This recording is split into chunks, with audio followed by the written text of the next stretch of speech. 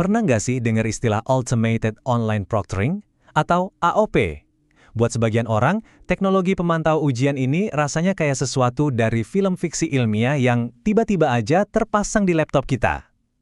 Nah, di sesi bedah materi kali ini, kita bakal kupas tuntas topik yang sering bikin mahasiswa deg-degan ini, supaya kita paham betul apa yang sebenarnya terjadi di balik layar. Coba deh ingat-ingat lagi momen waktu Anda lagi fokus ujian online. Ruangan sepi banget, mata fokus ke layar, dan tiba-tiba muncul perasaan aneh. Jangan-jangan webcam ini lagi ngehakimi saya nih. Sensasi diawasi oleh kecerdasan buatan atau AI emang bikin parno. Dan ini beneran dirasain oleh jutaan mahasiswa. Wajar banget kalau ada rasa takut dituduh curang cuma gara-gara salah lirik. Hari ini, kita akan validasi rasa nggak nyaman itu dan melihat fakta sebenarnya biar kita nggak perlu takut lagi. Biar nggak makin cemas, kita punya 4 hal yang bakal dibahas hari ini. Pertama, kita samakan persepsi dulu soal apa itu EOP.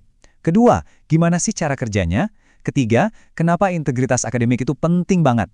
Dan yang keempat, gimana sebenarnya data dan privasi Anda itu dilindungi? Oke, kita langsung masuk ke bagian pertama ya. Apa sih sebenarnya AOP itu? Mari kita mulai dari dasar teknologinya. Simpelnya gini. Automated Online Proctoring itu adalah sistem pengawas ujian digital yang digerakkan oleh kecerdasan buatan. Tugas utamanya, memastikan Anda ngikutin aturan main ujian tanpa butuh orang yang harus melototin layar selama 2 jam penuh. Nah, kesalahpahaman terbesarnya tuh ada di sini. Banyak yang ngira AI ini sebagai hakim. Padahal bukan. Sistem ini cuma bertugas mendeteksi hal-hal yang agak aneh, ngasih tanda peringatan atau flag, dan ngelaporin itu untuk dicek lagi sama pihak kampus. Jadi, dia nggak punya hak buat langsung ngevonis Anda curang. Dan ini bukan cuma teori di atas kertas loh. Di dunia nyata, universitas terbuka memposisikan AOP sebagai langkah yang sangat penting. Kita tahu, ngawasin ujian di program jarak jauh itu tantangannya besar. Dengan adanya sistem ini, mereka bisa memperkuat kualitas penilaian. Jadi, waktu Anda akhirnya dapat gelar nanti, kredibilitas nilai ujian Anda dan nama baik kampus udah nggak perlu diragukan lagi sama siapapun. Lanjut ke bagian kedua, cara kerjanya. Kita akan buka-bukaan nih soal 3 langkah utama di balik sistem canggih ini. Kalau Anda ikut ujian yang pakai AOP, perjalanannya itu sangat masuk akal dan selalu melewati 3 tahap ini. Dimulai dari verifikasi siapa diri Anda, lalu masuk ke pemantauan aktif pas lagi ngerjain soal, dan diakhiri dengan proses analisis dari sistem yang bakal ngasih tanda kalau ada yang aneh. Kalau kita udah tahu alur ini, ujian rasanya bakal jauh lebih tenang, karena nggak ada yang ditutup-tutupi. Kita bahas langkah pertamanya. Sebelum timer ujian mulai jalan, platform pengawas seperti ProctorTrack itu nggak bakal ngebiarin Anda asal login. Anda harus buktiin dulu kalau Anda beneran mahasiswa yang terdaftar. Caranya, bisa lewat foto wajah di tempat, pamerin KTP atau kartu mahasiswa ke depan kamera, atau bahkan pakai sistem pencocokan biometrik. Ini penting banget buat mastiin nggak ada joki yang ngerjain ujian Anda. Masuk ke langkah kedua, nah ini nih yang sering bikin merinding. Sebenarnya apa sih yang dilihat sama AI? Ternyata, dia cuma merhatiin metrik yang sangat spesifik. Dia ngecek input kamera sama mikrofon buat nangkap suara atau gambar asing, terus dia merhatiin arah mata kita, apakah Anda keseringan ngelihat ke satu titik di luar layar. Dia juga melacak kalau Anda nyoba buka tab aplikasi lain, dan langsung tahu kalau tiba-tiba ada orang lain nyelonong masuk ke kamar Anda. Jadi AI ini nggak lagi baca pikiran kita kok, dia murni ngumpulin titik data sesuai standar ujian. Terus, yang paling krusial ada di langkah ketiga.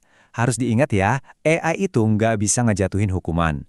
Perannya tuh benar-benar sebatas menandai kejadian-kejadian aneh tadi, keputusan akhirnya mutlak ada di tangan manusia. Dosen atau admin ujian lah yang nanti bakal nonton ulang rekaman yang ditandai itu, dan mereka yang nilai konteksnya. AI itu cuma kayak asisten yang ngomong, permisi, bagian ini kayaknya perlu dicek deh. Oke, pindah ke bagian ketiga. Kalau gitu, kenapa sih pihak kampus ngerasa butuh banget pakai sistem pengawasan ini? Kalau kita lihat dari kajian Springer Nature, ada 4 alasan kuat.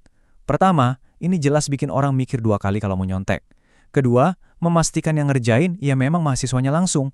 Ketiga, bikin bobot nilai ujian online itu setara dengan ujian offline. Dan yang keempat, ini yang paling saya suka, ini ngebantu nyiptain lapangan bermain yang adil. Bayangin, Anda udah begadang belajar mati-matian. Pasti nggak rela kan kalau ada yang dapat nilai bagus cuma gara-gara cara instan? AOP ada buat mastiin standar evaluasi tetap adil untuk semua. Tapi, ada satu pengingat yang sangat indah dari temuan Science Direct. Secanggih apapun teknologi, dia nggak akan pernah bisa menggantikan yang namanya kepercayaan. Kamera dan algoritma aja nggak cukup untuk bikin mahasiswa jadi jujur. Kita butuh budaya akademik yang sehat, soal ujian yang dirancang dengan cerdas, dan yang paling utama, rasa saling percaya antara kampus dan mahasiswanya. AOP itu ibaratnya cuma satu alat bantu di dalam ekosistem pendidikan yang jauh lebih luas. Nah, ini bawa kita ke pertanyaan kritis di bagian keempat. Lalu gimana dengan privasi kita? Gimana cara mereka ngamanin data sensitif kita? Tenang aja, penggunaan AOP itu bukan berarti kampus bisa ngerekam dan nyimpen data Anda seenaknya. Kampus-kampus wajib banget patuh sama prinsip privasi yang super ketat. Setidaknya ada 5 pilar yang harus ditegakkan.